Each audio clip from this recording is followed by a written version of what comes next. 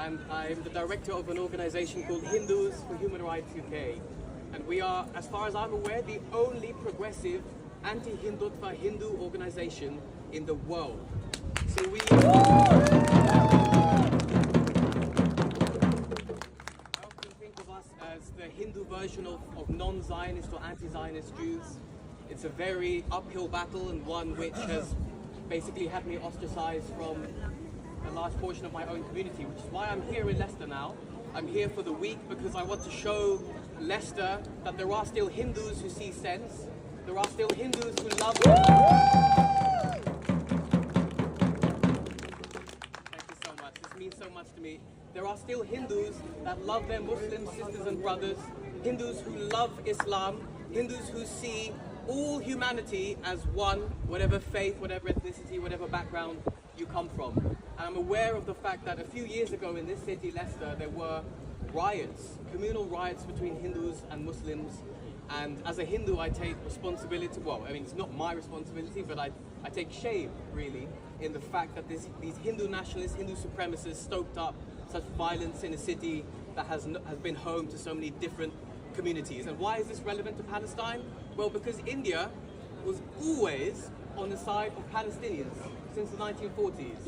Until about 10-15 years ago. And what happened then? What happened then is that India got taken over by a bunch of Hindu supremacist gangsters. Shame! That ideology of Hindutva that I work against, both in India, I was in India 2 months ago, I'll be there in 2 months from now, but mainly I work on the diaspora side of that, which is, you know, Leicester, London, Indian diaspora is of course everywhere.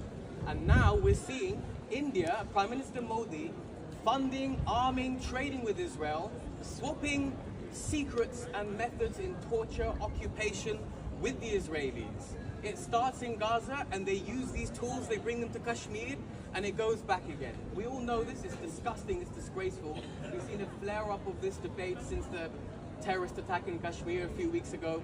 And since then, what's happened? Well, the predictable thing. The Indian nationalists, the Hindu nationalists have come out and said, look, we have, you know what some Zionists said to me on Wednesday at the Red Line protest at Parliament in London? They came up to me and they said, I was holding a sign that says British Hindus stand with Palestine. And they were so confused. They came up to me and they said, Hindus, you should be on our side. Do you know how sad that makes me?